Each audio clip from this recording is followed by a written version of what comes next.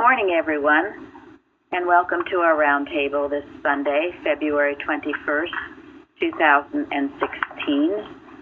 Our subject is mind, and the golden text is in Matthew. Thou shalt love the Lord thy God with all thy heart, and with all thy soul, and with all thy mind. So I'll first ask Florence. Florence, is there something you'd like to start with today? Oh, it's just a few things I read about mind. That we should rely on mind to do everything. And whether we're feeling, that we have our dominion or we're in subjection depends on what mind we're claiming to be our mind. Yeah, thank you. I read that in Big Del Young today, too. I was going to end with some of his ideas about mind, and he does say to rely on mind for everything. And I was going to ask you all, because we talk about the one mind. Perhaps this is the most difficult thing to see and to express. I know there is only the one mind, and there are not many minds. So I'd like to talk about today, to make this practical application, is how do you demonstrate that one mind? How do you stay in it? I mean, the lesson is full of suggestions, and I'd like to emphasize science and health today, since we did talk about it, Joseph, yesterday. Thank you, Linda, and everyone who participated and joined us. Joseph was certainly an example of being in that one mind, and as Florence just said, he relied on mind for everything, didn't he? So, how do you stay in that one mind? How do you maintain that? What's that all about? What does it mean to you?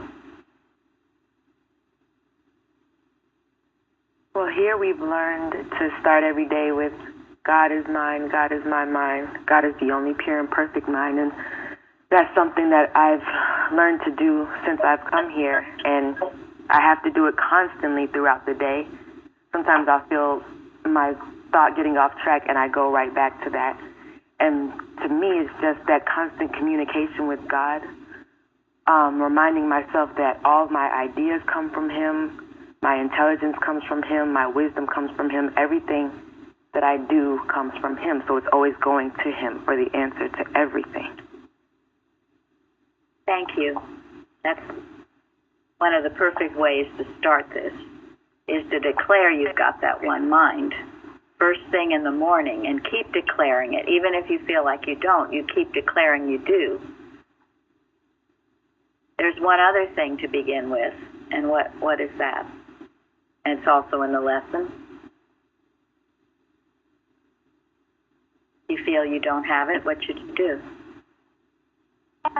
Ask for it. Ask for it. Ask for it. Have you, any of you, ever asked for it? Yes. Oh, yeah. Yeah. Oh, Ava asked for it. See, Benjamin just came, so he's laughing. Ava is it.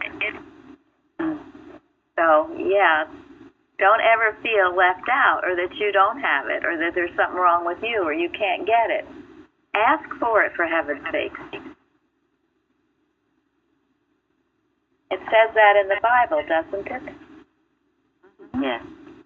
Yes. Any of you lack wisdom? Any of you lack wisdom? Let him ask of God. Ask. Yes. But giveth to all men liberally. And upbraideth not, and it shall be given him. So those are two key things in demonstrating this one mind. One is definitely asking for it. The other is to declare that you have it, as Dede said, and then, as Dede also said, to be going to it throughout your day, to rely on God for everything. So What else? I mean, this is tricky, isn't it? Don't you see many minds all the time? I mean, we can say all these things, but I want to really dig deep now and get it where you're really feeling that you're in that mind. Well, after I declare one mind in the morning, I've got to, so I say also, there is no mortal mind. The opposite. Mortal mind is just the opposite. Well, good. That's good. Another thing that helps me is this idea of a humble mind. Is if I'm feeling rather good about having the one mind, I'm not listening very well. And I'm not hearing. I think this is the biggest thing about this intercommunication from God to man is humility and listening. Otherwise, you're not going to hear it. And for me, that's the only way to have this spiritual understanding. And like in number 10 in Science and Hell, spiritual sense is the discernment of spiritual good. Understanding is the line of demarcation between the real and unreal. If I'm not humble, I'm not going to hear that distinction between the real and unreal. Thank you. That is extremely important. And it is the humility that makes you keep going back, because you never feel like, oh yeah, I got it now, I'm off. So the humility. Thank you. That's absolutely right. It's the humility that keeps you going back. And Humble servant of the restful mind. Yes. Mrs. Eddy, thank you. yeah, and that's kind of a parallel to starting out with God. God is my mind. God is the only mind. The parallel to that is without that mind, I'm nothing. I'm worse than nothing without that mind.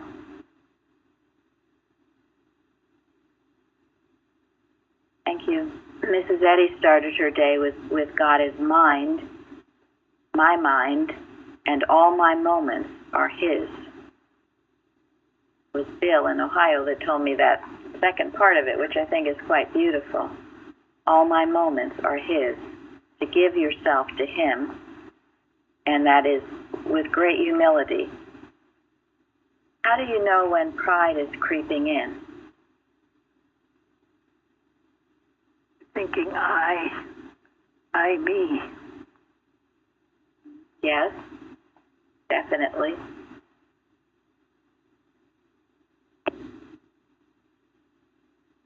Well, what if there's some correction? What if you have been corrected in some way? I mean, we all get it at work, at home, church, everywhere. You might try to justify yourself. Yeah. Being defensive. Being defensive. That's a good sign. So, if you feel that way when you're corrected, it shows the pride is rearing up. And as we spoke yesterday about Joseph never being offended, good Lord, he was accused of all kinds of things, and he was never offended. He just kept taking that high road. And what does Mrs. Eddy say to do if you are rebuked or corrected? You take it. If there's any truth in it, I'll use it and go on. And if not, I'll drop it. That's not the exact quote. Right. Did everyone hear that? Yes. Good. And Florence, were you going to say something? No, that's what I was going to say. You take it or you drop it. Right. And you can also be grateful for it that someone cared enough to speak to you about anything. That's why Love Your Enemies is such a masterpiece, because she says that your enemies, they're the ones that might be giving you a hard time or pointing out your faults or whatever, but those experiences are what cause you to grow, rather than, a friend who's just telling you how great you are all the time. That's always truth in every correction. problem of when it's not taken properly, when it's not received properly, it's usually back the way people, if it's misspoken, the person who is given the correction. Some people don't actually know how to give correction, even when they are actually getting the instruction from God, but the way they pass it on to somebody, the pride can come from the person who is giving the correction, and the person receiving the correction, if he's given with pride, and the person who is going to receive it may not receive it because it was given with pride, but when the person giving the correction and the person receiving it are both in one mind, I think the message will come across. Just as Joseph said in the lesson, when Pharaoh called him to interpret the dream, and the first thing he told Pharaoh was, it's not in me. God shall give Pharaoh an answer of peace. So he has taken away the pride from his own end, knowing that it was God that is giving him the message to pass around to Pharaoh. And Pharaoh, on the other end, was very humble to receive it, and the message came across. Right. In any time you are meeting with anyone, or if you have to give a correction or you have to take a correction, get back to that sense of the one mind, God working and God operating, and not personal sense. Don't put a wall up, because if you put the wall up, you block the good from coming through and getting the blessing. And and thank you. Benjamin started out saying there's usually some truth to any correction, and that's often true. There is some truth. There's something you can learn. Maybe there's something you didn't do that could have done better. And don't you know, a lot of people speak about in school when you had a really tough teacher, they were the ones that what? You remember the best. You remember the best. And you were getting a lot of corrections, and you were probably learning a lot by those corrections. And so it's something to be very grateful for. I was talking to our Wednesday organist, his name is Jim, and he says, these difficult experiences come with dividends. And he went on to say that it makes no sense at all to complain about them. After all, there's something to gain from them. Who knows what, but there's something there. It's wonderful. He's a very, very sweet, Christly man, our Wednesday organist. And humble. And humble, which is why he plays so well.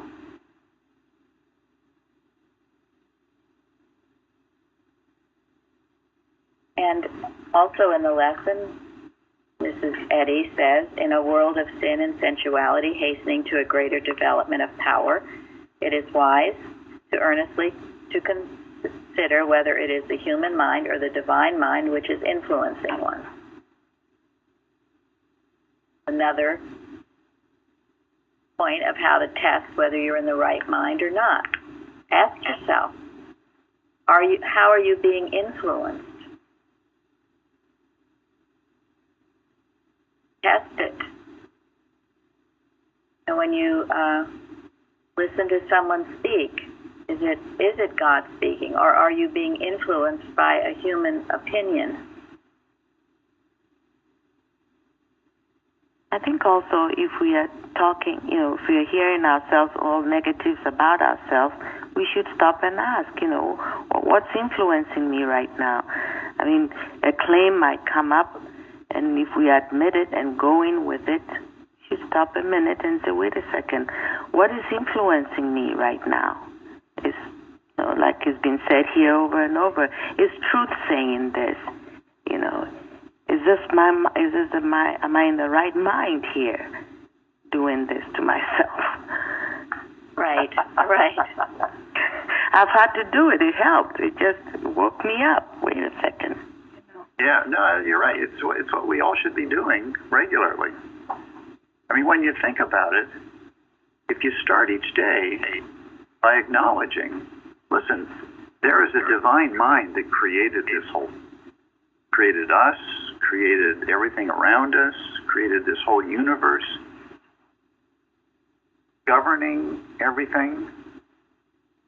And that force, that powerful force that has created everything and governs everything, is actually good.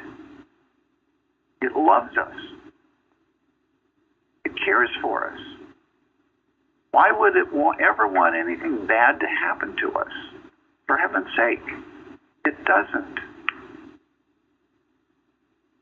And when you start out that way each day, why would you ever want to go anywhere else for help but to that one creator that created everything? And if something comes up that tells you that something is wrong, evil, well, then you know better. You go back to the basics. The mind that created us is good and loves us.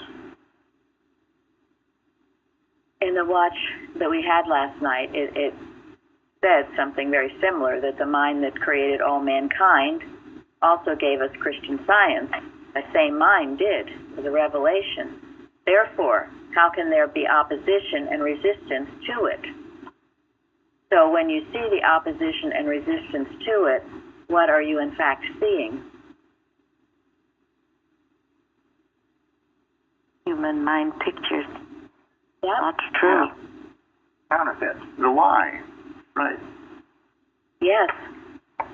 So if you are having that in your experience, work with that. The same mind that created everyone and everywhere gave us the revelation of Christian Science. It's within everyone. It's the truth. It's natural. It's normal. So how can there be resistance to it? A lot of times, and Mrs. Wilcox says this, the resistance is within us because we're seeing the other person as resistant. And you can declare that you are in the one mind till you're blue in the face, but if you see everyone else in the wrong mind, what are you doing? You are in the wrong mind, too. You just undone all your work. If you acknowledge anyway that there is another mind anywhere, then you're sunk. And you see, that's the tricky part. It is tricky. Yeah, it's easy enough to say it for yourself, and sometimes, as Bruce brought out, maybe feel a little smug about it. And then if you're seeing everybody else as atrocious, or, it's easy, you turn on the television, you can just go on with seeing minds many. So you got to bring it back. You got to hone it down. Now, that doesn't mean, though, that you ignore evil, does it? What does Mrs. Eddy say a wicked mortal is? Little less than the expression of error. Thank you. That's it. That's it.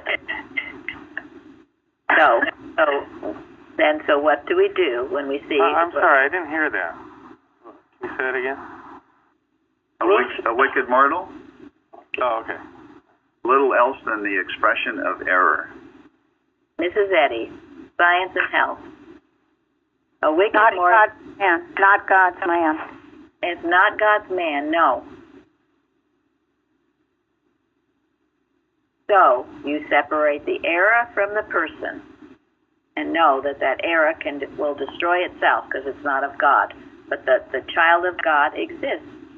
The other thing is, someone said before, a counterfeit. Don't be deceived by it.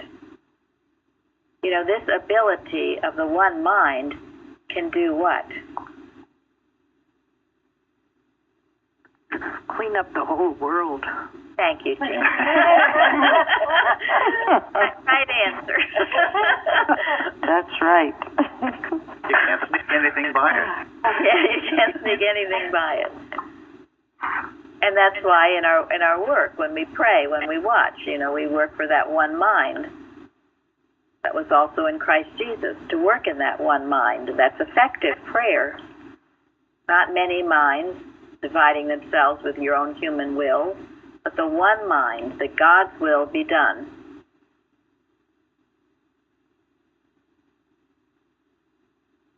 Anyone else? I was thinking when you are acknowledging God as the only mind, you don't actually have to repeat or see the error or repeat whatever is not true, but just by knowing that God alone is the only mind, you actually rebuking the error if there is any evidence of error without having to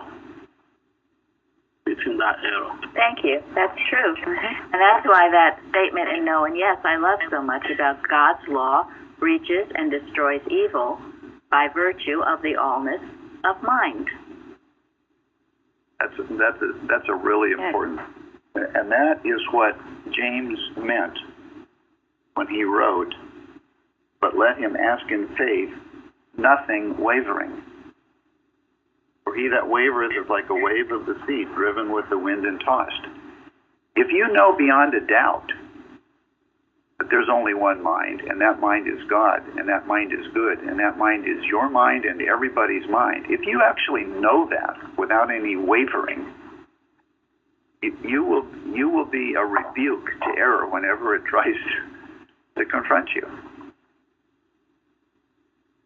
But if you have doubts, well, it'll confront you. It'll confront you, and it'll try to weasel away into your consciousness and into your experience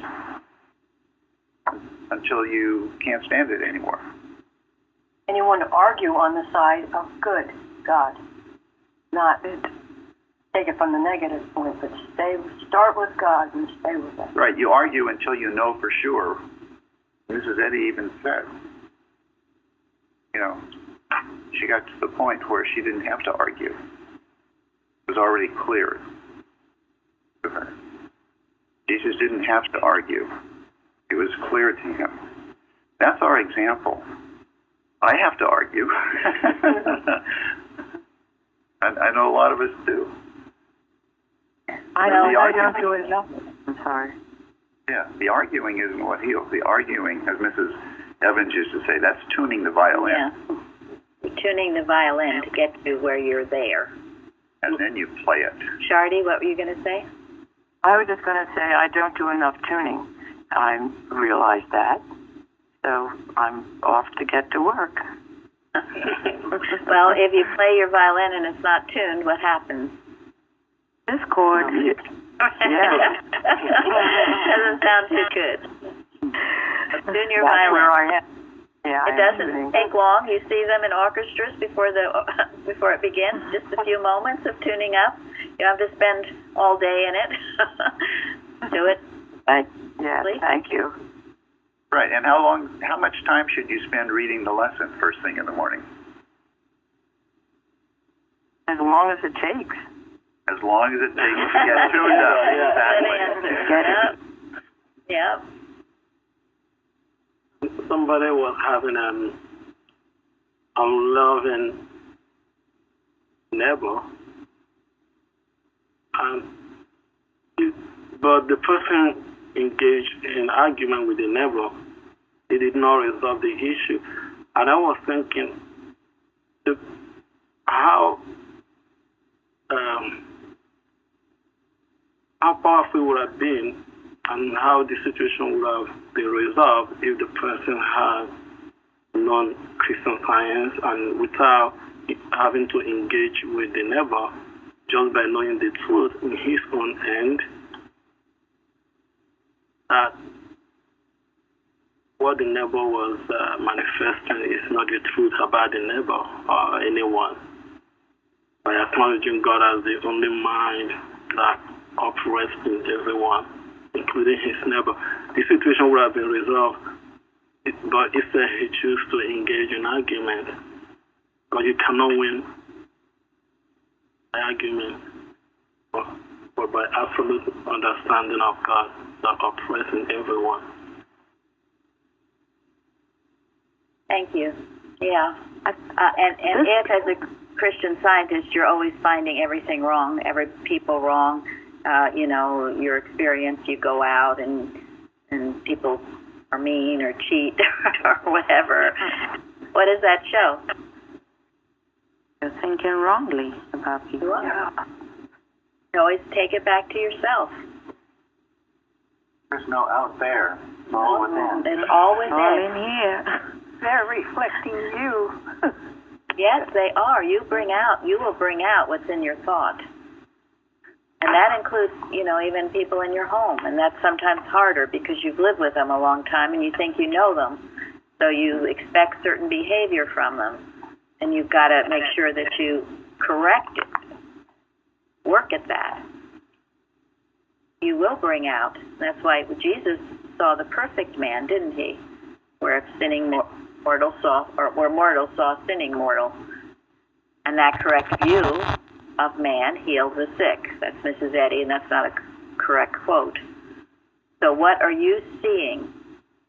You will bring that out. And this is where you have an ascension or heaven on earth, because the more rightly you think, the better your experience will be. But that doesn't mean... Go ahead. I want to clarify that too, because you look at Christ Jesus or Mrs. Eddy. That doesn't mean that you will not come under attack for your ascension. You will, but you'll have all the power of God behind it to meet it. Go ahead. No, I was going to say, one of the most practical things that showed the power of this knowing that there's only one mind is with dealing with customer service in, whether it's the television or, right. Because sometimes it's like, okay, they're going to say such and such. And so then I should bring it home here. I would say, they're going to give me a hard time. I know it. And then I call, and sure enough, there's somebody so, not so nice. But then to think rightly, no, there's only one mind, then it corrects everything. I've had so many experiences of this, proving it's good always to know that there is only one mind. That is wonderful. That is so true. I have too. I've dreaded some situation. I've got to call somebody, and you just, oh gosh, it's just going to be awful. Well, you set the battle in array, and you will have what you think. And this is why when people say, oh, it takes so much time to pray, who has time to pray? Things go better when you pray. And how long does it take to correct that negative thought and know that whoever I speak to is another child of God, and this will be resolved quickly and well? Doesn't take long. It takes just as long as all your negative thoughts took. And in praying that way, everything works out, and you save time. You don't lose it. That's a lie of the devil that tells you don't have time to pray or think correctly. Of course the devil's going to tell you that. Don't ever think that. Good example. Thank you, Florence. Yeah, that's a wonderful example, because I've been there myself, where I want to get something done in a hurry, call somebody. Instead, take 30 seconds and ask God to please connect me with whoever or whatever can help me with this problem, because I have work to do for you. So you show me what I need to do. You connect me with the right person. And by starting from there, save so much time and anguish. And it might not lead you to a different person, but it will lead you to a whole different atmosphere. Experience, it will. Yes. So all of these are examples of demonstrating the one mind and correcting the belief that there are other minds that you're always having to deal with. They're not. Remember, it's an illusion. It's the Adam dream, and certainly would try to be persuasive. So that's why you have to be strong. And Mrs. Eddy also says that, and I love this statement, immortal ideas, pure and perfect, enduring, are transmitted by the divine mind through divine science, which corrects error with truth and demands spiritual thoughts, divine concepts, to the end, that they may produce harmonious results. So, if you're dealing with some error in something or someone, this is a solution for it. The divine ideas from God are going to correct the error. They're pure, perfect, enduring, and they're transmitted. They come to you from God through Christian Science. And then it says it will demand spiritual thoughts, divine concepts to the end that they may produce harmonious results. Don't stop halfway.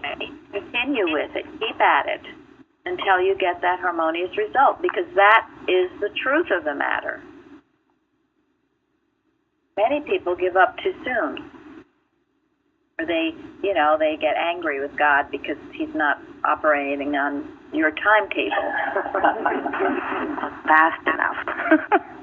There's a saying, and it speaks to this because it's absolutely true. It's always darkest just before the dawn. How many have experienced struggling through a problem, and you get to where you feel like giving up. You've worked so hard, and it just seems hopeless. That moment, when it seems the most hopeless, is when you're about to succeed and have victory. Because that is the moment that the devil recognizes that it's sunk, and it's putting up its hardest fight. That is what you're feeling when you feel that deep hopelessness. Yeah, and sometimes everything around you looks worse than ever. I think, oh my gosh, nothing's happening. It's worse than ever. That's when you dig in deeper. What does Mrs. Eddy say? The stronger your faith is in love, the more difficult the experience, the trial you're going through. You're being tested. The stronger should be our faith, and the purer our love. One thing, just for those that don't even get as far as you've said, you prayed up and made the next step and the right thought. There are times when I need to know that I've been told that absolutely don't do this because they'll never succeed, but it is the right way to do it, and you just have to correct your thought and then go forward. It's like a wall. It says, no, you don't want to do this, but it's the right way to do it. You just have to do it the right way. And to get beyond that is great. Be blinded by it is terrible. Thank you. Yeah, that's often true. That often human opinion will block you from the right answer. Yeah. It will, and that's just error being voiced by some person to get you to stop or to get you off track or confused. And that's why a double-minded man is unstable in all his ways. That's why you keep going back to God. If you listen to all these human opinions, you will be really... You go around in circles. Yes, you will. Gary's given testimony about something in business where he felt so strongly something was wrong. And everybody, all the experts and everyone around it told him he was wrong. But God was telling him he was right, and he had to take this certain action quickly, which he did because he couldn't even sleep. He was tormented. And so he took the action despite everyone telling him he shouldn't. And guess what? That's right. It was the right thing to do. It was the right thing. And it didn't prove itself to be right away, but it did eventually. So that's why, and that's what it means to get into your closet and shut the door. And then when you do, you trust your spiritual sense. That's a neat trick. And it's something that doesn't necessarily happen right away for a lot of people. Something you have to cultivate. You have to trust your spiritual sense. When you doubt whether it's spiritual sense that's talking to you or the devil talking to you, well, you do the best you can and learn from it. What Mrs. Eddy did. And sometimes maybe you don't know. Sometimes I felt I'm not sure, so I just keep taking a step at a time and listening for God's direction and knowing that, you always have the option. You can change your mind. Mrs. Eddy would sometimes change it at the very last. So we don't all of us hear God perfectly all the time. So don't be discouraged if you don't. Be willing to learn. Be willing to change direction when you see something more clearly later on. And that is why humility is essential. Because if you don't have humility, you won't learn from your mistakes. And you won't grow closer to God. Not only that, without humility, when the mistakes do come, they'll put you in a big funk, a big downward spiral.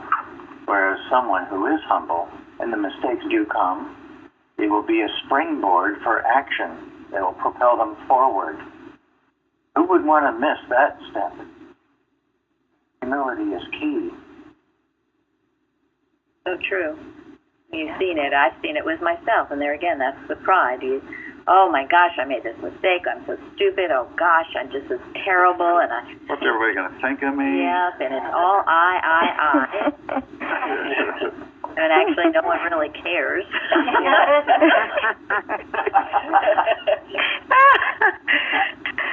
So, get a grip, as they say.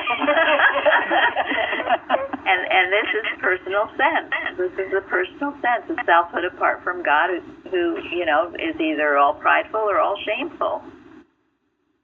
And so, in order to reflect that divine mind, you have to get rid of that false sense of self, and let God move you.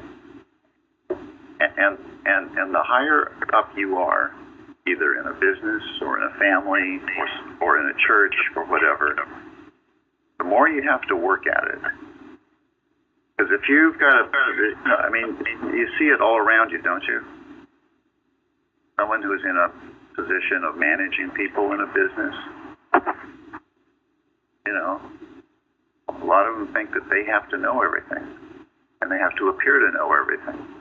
And to admit a mistake to your subordinates requires a great deal of humility. And good managers, good businesses will do that. And everybody respects it. Same thing in a family. As a parent, you're supposed to know everything, right? You're supposed to set a perfect example for your children. Well, guess what? We don't. But if you can admit a mistake to your child, I made a mistake, and here's what I learned from it. You're giving your children the finest example you could ever give them. Tell them the truth. Yeah. And they'll respect you for it, and then they'll learn to do that too. They'll learn to be able to admit a mistake as well. And in order to get out of a mistake, you first have to admit you've made it, and then you can quickly get out of it. The watching point this week, does anyone know what it was about?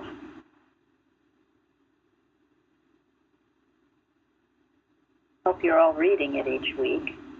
Surplus. Thank you. And if you don't know what to do, then you can treat the birds that fly around or something. Right. I love that. Yes. And I think that's brilliant. I really actually that really sunk in when I read that. Thank you. Good, Tom. Not that I ever thought to be a practitioner, but I mean, if you're thinking about being a practitioner and just as an individual, you can always, if you have nothing else to do, you can always bless something, Absolutely, you can. Well, if you want to be a Christian Scientist, you can't help but be a practitioner. Yeah, and it brings out in that if, for instance, if you call a practitioner and they're giving you treatment knowing the truth about you, and then later on in the day they think to themselves, what a real jerk that person is. Well, that's not a good practitioner. And whether you call yourself a practitioner or not, you should be mindful of that surplus thinking and control it, rein it in, and think of that. For instance, if you're having a problem with a child or a wife or a friend, watch what you think about them when you're not praying in the morning and knowing the truth. Do you think later, oh gosh, they're so stupid, or oh gosh, they're never going to get it, or whatever? Is that what you're thinking? Well, change that. You're making a mortal law for that person. You're malpracticing on them. Watch that surplus thinking. And yes, we are all practitioners. Go ahead, Florence. No, I mean, it's so important. It's so, so important, especially those in your home, how you think about them. So important. I can't stress it enough because I've experienced it myself, because your thoughts, what am I thinking? And then when you see the error, you say, oh, there you go. I said they were like this. Well, what have I been thinking? It just shows they are. And yet, and then in that state of mind, you miss perhaps all the good that they're doing. Good. You miss it all. You're just so focused on what's wrong. Yeah. You need to bring out, emphasize the positive, bring out what's good, praise that, and bring that forth, and you'll have more of it. And then, of course, you deal with what's not right. You can't ignore it. But if you don't deal with it, if you don't handle it in your thought or correct it, then what happens to you? Get in trouble. Yeah, you can start acting that. Well, yeah, go ahead. Well, it builds the error, the resentment, and it just gets worse, and that person is such a jerk, and he's acting, and you just, it just compounds itself. And you become useless to help the situation. What struck me yesterday was when you said if you stay in the surplus thinking, you can't heal. And that's our whole purpose, is healing the world. And that was how can you? You can't. You can't. Exactly. No. You can't. I think, too, that error just tries to handle the people closest to you, because they're so close to you that you just sometimes do say, well, look, that person is an idiot. I told you he was an idiot. Oh, that's absolutely right. Justifying the erroneous thinking. It is a struggle. It is a struggle that I've had many, many times. And I still work on that. I have to. And I have to see what it really is. It's never person, place, or thing. But sometimes I do forget that. And that's personalizing the error, and instead of knowing it is always animal magnetism. Reg Carey used to say that it always comes through the nearest and the dearest. You've got to be aware of that. And if you are, it can be healed. And whoever you live with should be a support to you, not an anchor. And it can be, but it takes work. It doesn't just saying, oh, everything's great, everything's fine. In the meantime, you're hating somebody. It's work. You gotta deal with it. I found something that really helped me, and when I was working through a very difficult claim, and that was a statement that the mortal mind can only hold one thought at that instant. And I realized that if I attack that thought at that instant with a divine attribute or truth, it was so helpful. Thank you. That's a mortal belief, and that's something, comes to you when you're during your watch. You can't concentrate. You can't think. Your mind's going to go all over the place. That's a mortal belief. You bring it back. You find your thought. In church, in a few minutes, when you're in church, you'll be working for the service. You start daydreaming about what you're having for dinner, well, that's a sign you're not. You can, that's a mortal belief that you can't focus. God focuses. He is your mind. And you can pray in that holy hour that we have, and our holy watches, and all the other things we do. And that will help you later on with your surplus thinking. It'll become more and more offensive to you when you are thinking in an ungodlike way.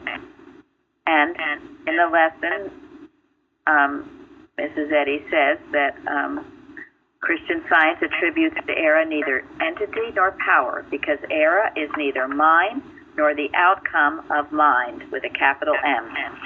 So let us not attribute era to anything, because it is nothing, but we have to prove it.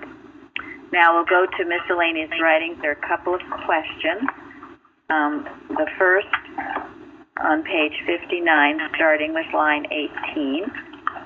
Is there anyone who would like to read it? It's the question and answer. It's not very long. I'll read it. Go ahead. Question. Is not all argument mind over mind? Answer. The scriptures refer to God as saying, "Come now, and let us reason together." There is but one right mind, and that one should and does govern man. Any co-partnership with that mind is impossible. And the only benefit in speaking often one to another arises from the success that one individual has with another in leading his thoughts away from the human mind or body and guiding them with truth.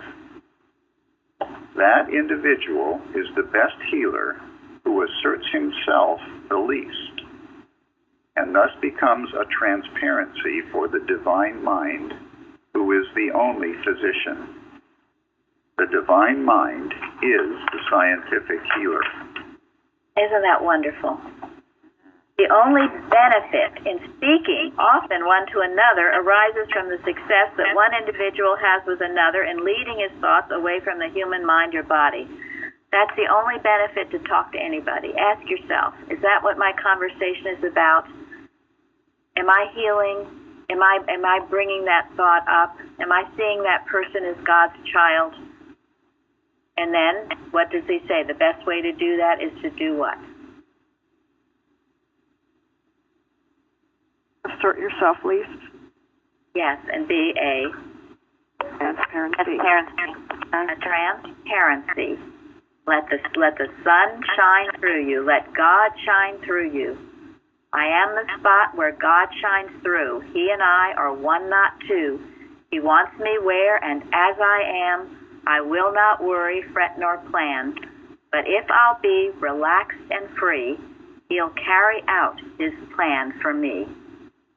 So you be that spot where God shines through, and you be uplifting. You don't get into gossip and other such nonsense. Okay, and then one more on page 60, the last question, which goes on to the next page. Anyone like to read that one? Carol? If mortal mind and body are myths, what is the connection between them and real being and real identity? And why are there as many identities as mortal bodies? Evil in the beginning claimed the power, wisdom, and utility of good, and every creation or idea of spirit has its counterfeit in some matter belief. Every material belief hints the existence of spiritual reality. And if mortals are instructed in spiritual things, it will be seen that the material belief in all its manifestations, reversed, will be found the type and representative of verities priceless, eternal, and just at hand. The education of the future will be instruction in spiritual science against the material, symbolic, counterfeit sciences. All the knowledge and vain strivings of mortal mind that lead to death, even when aping the wisdom and magnitude of immortal mind, will be swallowed up by the reality and omnipotence of truth over error and of life over death. Isn't that magnificent? Mrs. Eddy answers all our questions. This expresses the oneness of the divine mind. And that one statement, if mortals are instructed in spiritual things, it will be seen that material beliefs in all its manifestations, reversed, will be found the type and representative of verities priceless, eternal, and just at hand. You live with that one, because that's the truth. Don't be deceived by the counterfeit. And the bell rung, so that will be the end. We will go forward to a wonderful service in which we will focus and be in that one mind. Thank you all for joining us today and contributing. Thank you. Thank you all. Thank you. Thank you. Thank you.